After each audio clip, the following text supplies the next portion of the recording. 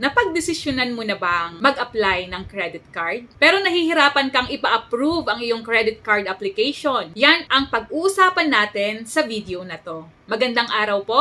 Ako po si Pina, isang solo parent, entrepreneur at ngayon ay kasalukuyang nagko-content. Noong 2017, pinadalhan ako ng BDO ng aking kauna-unahang credit card. Dito ko natutunan kung paano gamitin ang credit card sa iyong advantage. Dito ako nagsimula, dito ako natuto, at dito rin ako nagkamali. Bakit nga ba pinadalhan ako ng BDO ng credit card? Hindi ako nag-apply noon. Pero ito yung tip ko sa'yo kung paano ka magkakaroon ng credit card nang hindi kailangang mag-apply. Hindi ko sure kung applicable ito sa lahat, pero kasi nung nag-open ako ng savings account sa BDO, maliban doon sa pinapipirmahan para makuha ang specimen ng signature mo, meron pa silang ibang pinapipirmahang papel. Ako bilang hindi nagbabasa, pumirma lang ako. Yun pala, kapag pumirma ka doon sa isa pang papel maliban doon sa pinagpipirmahan para makuha ang specimen ng signature mo, yun pa rin nagsasabi na inaalaw mo ang bank mo na magpadala sa'yo ng credit card. So, tip po sa inyo, huwag kayong pirma ng pirma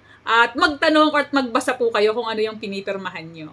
Pero maganda rin sa akin to kasi dito ako nagkaroon ng kauna-unahan kong credit card. Kaya ugaliin po nating magbasa ng terms and condition bago pumirma. Pero good thing na rin dahil hindi ko na kailangang mag-apply at hindi ko na kailangang mag-send ng mga kung ano-anong documents. Doon lang, mag-open ka lang ng savings account. Pag pinapirma ka, inaalaw mo sila na magpadala sa'yo ng credit card. So doon nag-start ang aking credit card journey. Pwede ka rin mag-apply sa mga mall. Maraming nag-aalok ng mga bank na nag-i-issue ng credit card sa mga mall. So, maglakad-lakad ka lang doon. May mga freebies pa yan na binibigay. Mag-apply ka lang at bibigyan ka nila ng free item. Meron ding mga page or mga groups sa Facebook na nag-aalok ng mga credit card. Merong mga certain na tao doon na nagbibigay ng mataas na approval rate. Marami silang napapa-approve kahit baguhan ka lang sa credit card. Sa credit card kasi, mostly, ang hinahabol talaga nila is yung credit card holder na ng 6 months pataas. So, kung wala ka pa, medyo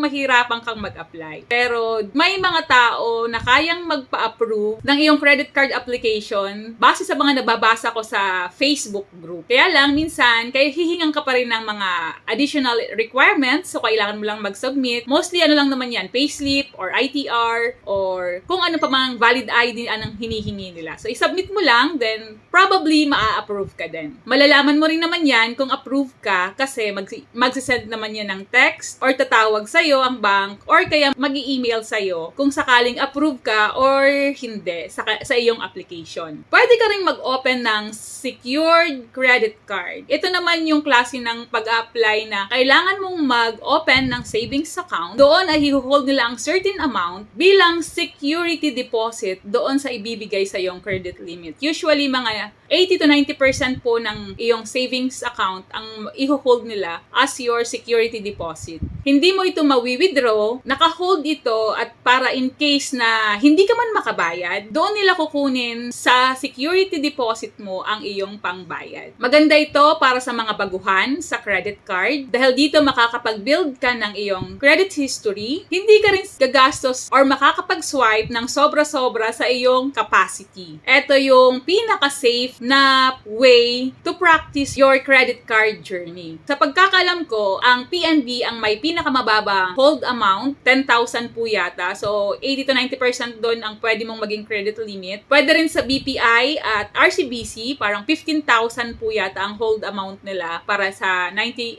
to 90% na credit limit. So, magpupunta ka lang sa bangko, dalhin mo yung pera mo, valid ID kung ano man ang requirements ng bangko.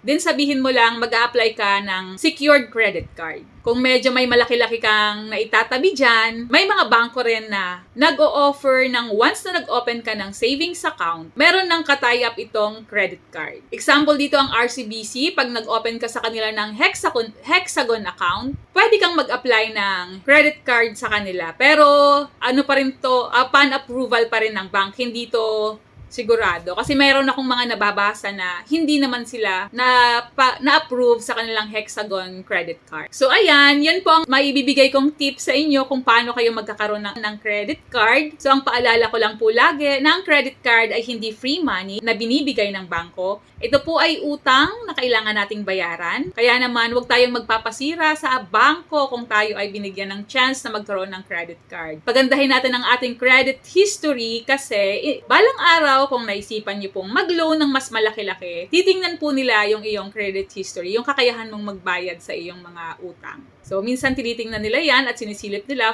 para rin reference nila for your loan approval. So, yan lamang po sa ngayon. Yan po muna ang pag-uusapan natin. Kung may katanungan ka, pakidrop lang po sa comment section. Susubukan ko pong sagutin lahat yan hanggat kaya ko. Or kung may dadagdag kang information, pwede nyo rin pong i-comment sa ating comment section. Muli, ako po si Pina na nagpapaalalang huwag tumigil sa pagtuklas ng iyong galing. Trabaho tayo para umasenso. Yun lang po. See you on my next video. Thank you!